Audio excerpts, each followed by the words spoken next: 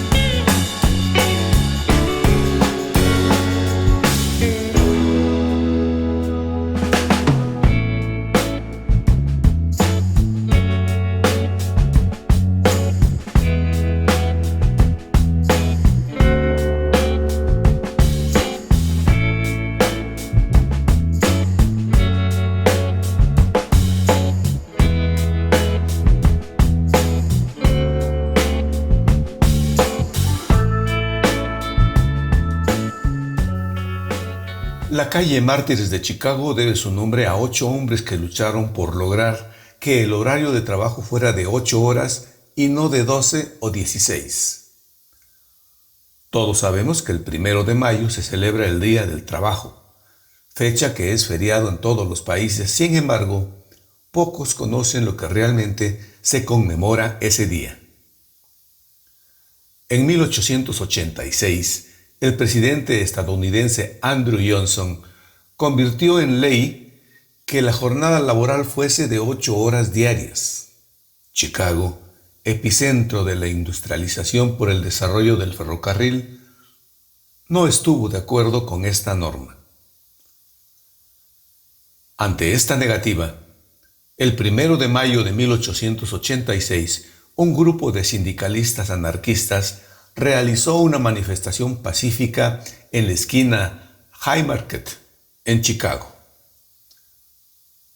Un desconocido lanzó una bomba a quienes intentaban detener esta manifestación, provocando la muerte de varios policías. Este hecho, que se denominó la Revuelta de Haymarket, terminó con 31 de los trabajadores acusados, 5 de ellos condenados a la horca y 3 a prisión.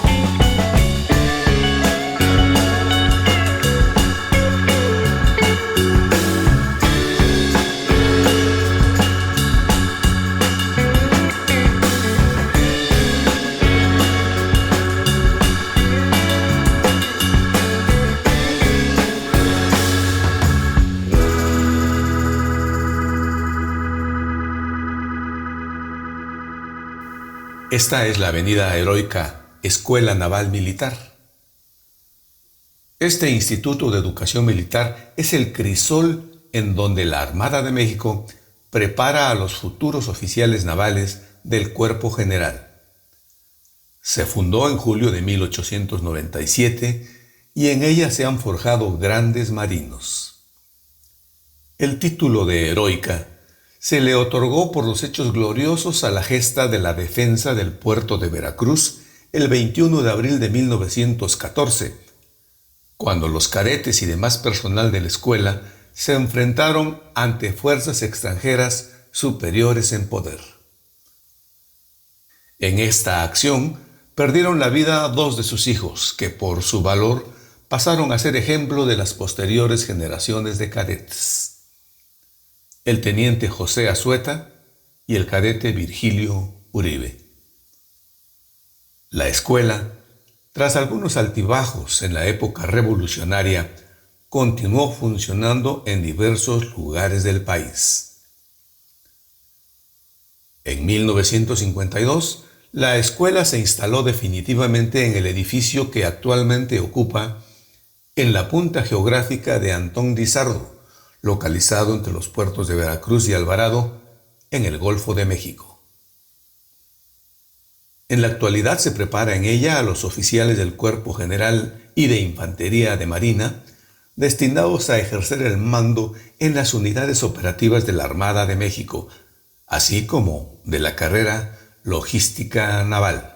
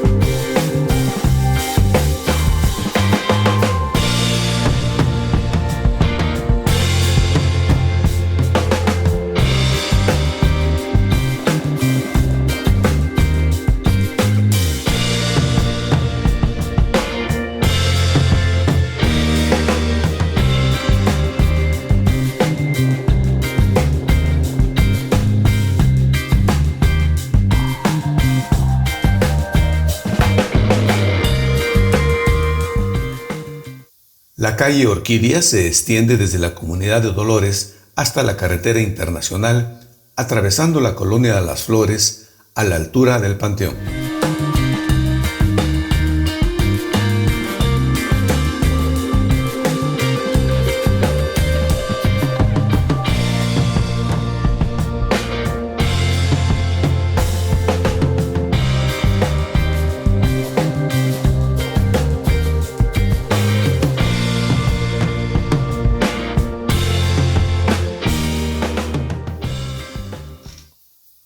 Regresamos a la unidad 1 de Mayo, que se extiende a lo largo de esta calle Mártires de Cananea. La huelga de Cananea fue una huelga laboral en la mina de cobre de Cananea, Sonora, México. Inició el 30 de mayo de 1906 y se dio por la explotación y la miseria que vivían los obreros, la injusticia y la desigualdad entre los trabajadores mexicanos y extranjeros, donde el desarrollo alcanzado en México no beneficiaba en nada ni al pueblo ni a los trabajadores. El 1 de junio inicia la huelga de los trabajadores mineros de Cananea. El pliego petitorio que representan los trabajadores es el siguiente: destitución de un mayordomo, salario mínimo de 5 pesos diarios y jornada máxima de 8 horas. Distribución de todas las plazas de la compañía en la proporción de 75% para los mexicanos aptos para ascender a posiciones superiores. El 3 de junio se declaró ley marcial en Cananea y el movimiento quedó casi controlado. Los líderes mineros como Vaca Calderón y otros integrantes del Partido Liberal Mexicano fueron aprehendidos y enviados a la prisión política de San Juan de Ulúa.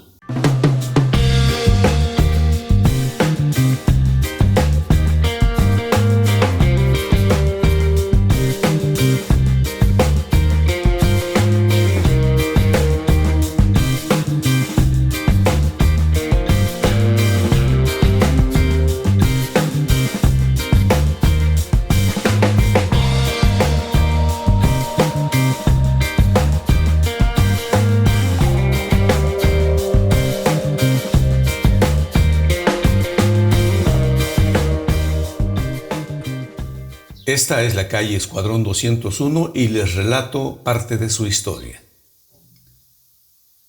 Para apoyar a las fuerzas aliadas y evitar que los mexicanos sirvieran de carne de cañón, se decidió crear una pequeña pero efectiva unidad aérea de combate cuya misión consistiría en liberar a Filipinas del asedio japonés.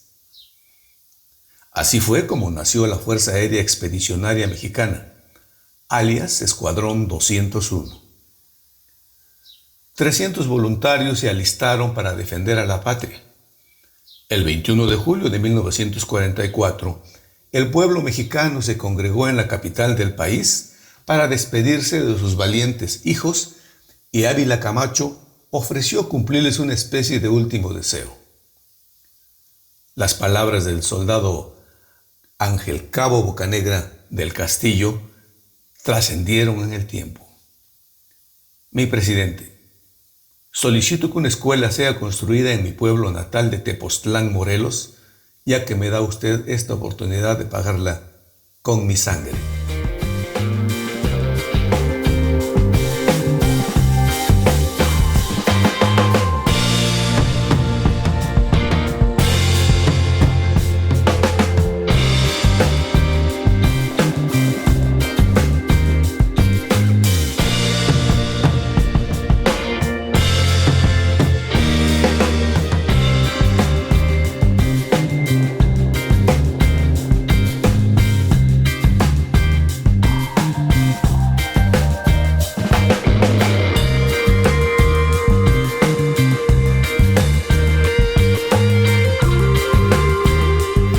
Caminamos ahora en la calle Fray Toribio de Benavente, más conocido con el nombre de Motolinía, palabra náhuatl que significa el pobrecito.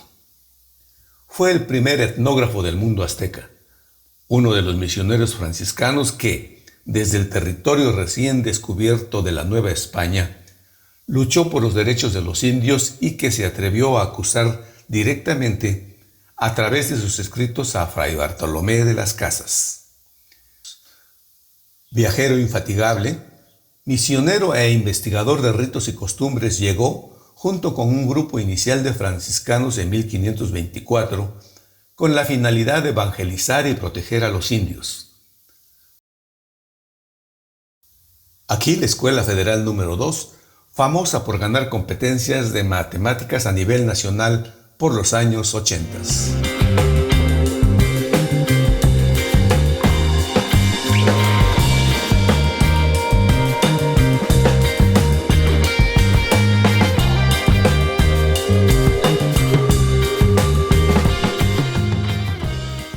Nos desplazamos por la calle Geranios en la colonia Las Flores, donde tengo varios amigos desde los años 70 a quienes saludo con afecto.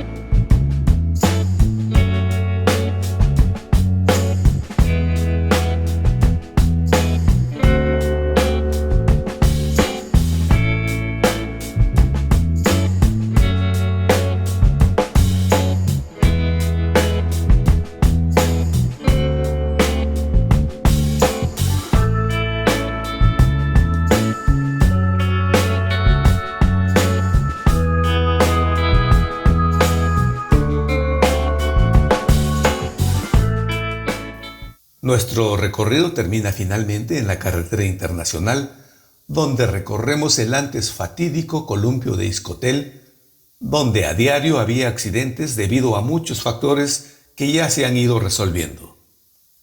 Antes era mortal, ahora no tanto.